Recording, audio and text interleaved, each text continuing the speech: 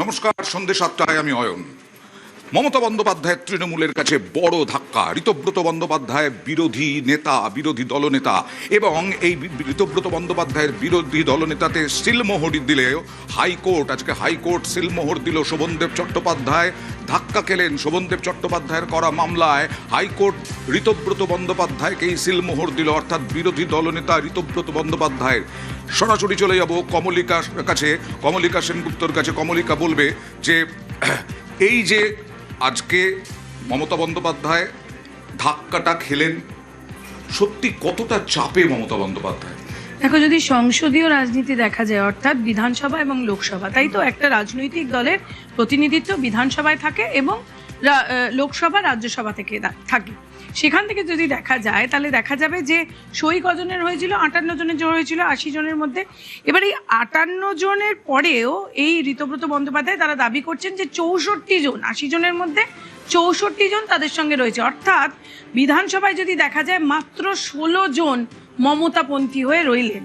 রাজ্যসভায় 13 জন ছিল রাজ্যসভায়, সেখান থেকে 3 জন ইস্তফা দিলেন, তাহলে রইল বাকি 10।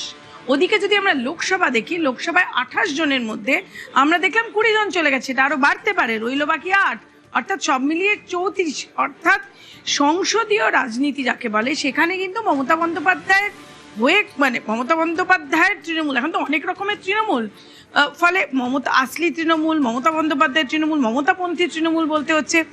এবং সেখানে একটা ব্যাংকের যে অ্যাকাউন্ট, সেই অ্যাকাউন্ট নিয়েও একটা খেলা শুরু হয়ে গেছে তাদের নিজেদের মধ্যে।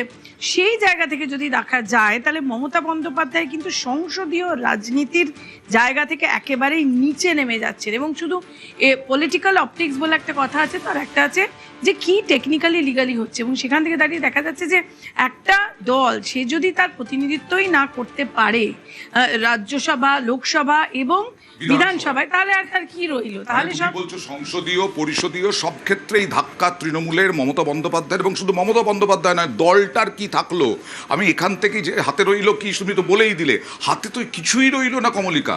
তাহলে এবার এই যে পরবর্তীকালে যে প্রতীক নিয়ে তৃণমূল দলটা কার, সেটা নিয়ে ডিসিশনটা কাদের পক্ষে যেতে পারে? দেখো, এটা পুরোই কোর্টের বিষয়টা যাবে এবং সেই কোর্টেই সেই লড়াইটা হবে। কিন্তু যদি পারসেপশন দেখো, পারসেপশন কিন্তু মমতা বন্দ্যোপাধ্যায়ের দিকে নয়। এবং মমতা বন্দ্যোপাধ্যায় হেরে গিয়েও তিনি বলছেন যে তিনি হারেননি, সেটা আরও সাংঘাতিক। কেন, কোনো কিছু হেরে গেলে সেই হারটা মেনে নিয়ে তারপর না লড়াই করতে হয়। উনি তো মানতেই চাইছেন না উনি হারছেন, এটা সর্বজনবিদিত। কিন্তু বিষয়টা হচ্ছে যে মমতা বন্দ্যোপাধ্যায়ের সঙ্গে করা গুটি কয়েক লোক, এবং এইরকম যদি অবস্থা হয়, মমতা বন্দ্যোপাধ্যায় এরকম অবস্থা, মানে পারসেপশন যেটা বললে, পারসেপশনটা আজকের হাইকোর্টের রায়ের পরিপ্রেক্ষিতে আরো বেশি করে অবশ্যই, কারণ কে মান্যতা পাচ্ছে সেটাও দেখা যাচ্ছে। এবং তার থেকেও বড় জিনিস যে মানুষের মধ্যে, অর্থাৎ মমতা বন্দ্যোপাধ্যায়ের যারা ফলোয়ার, তুমি দেখতে পাচ্ছ তারা বেরিয়ে এসে কোনো কিছু আগে হলেই মমতা বন্দ্যোপাধ্যায় কোনো কিছু করছে মানে ব্লকে সমস্ত জায়গায় মানুষ প্রতিবাদ। কোথায় তারা কেউই নেই। সুতরাং সেখানেও কিন্তু মমতা বন্দ্যোপাধ্যায় একেবারেই একা এবং সেখানে কেউ নেই। সুতরাং ওই পারসেপশন যেটা বলছি, লড়াই করা এখন কিন্তু আমরা দেখেছি কালকেই তিনি নেমেছিলেন রাস্তায়, কিন্তু কোথায় লোক? কিছুই নেই। সেটাই লড়াই করাটাও কতটা সোজা হবে না, এটা পরিষ্কার, কঠিনই হবে। এবং কমলিকা যেটা বললেন যে কোর্টের ওপরে নির্ভর করবে। সন্দীপন সাহা, ঋতব্রত আর সন্দীপন প্রথম শুরু করেছিলেন, প্রথম বহিষ্কৃত ঋতব্রত সন্দীপন। সেই সন্দীপন সাহা কি বলছেন? এটা আমাদের নৈতিক জয়।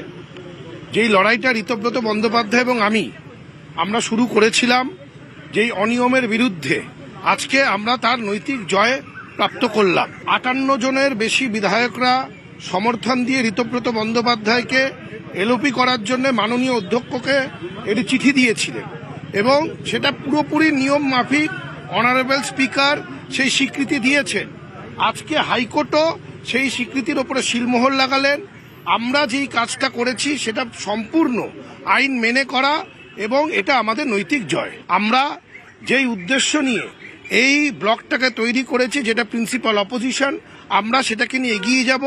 আমাদের যেই দায়িত্ব, মানুষের প্রতি যেই দায়বদ্ধতা, আমরা সেটা পালন করার জন্য যা করার আমরা সম্পূর্ণভাবে করব।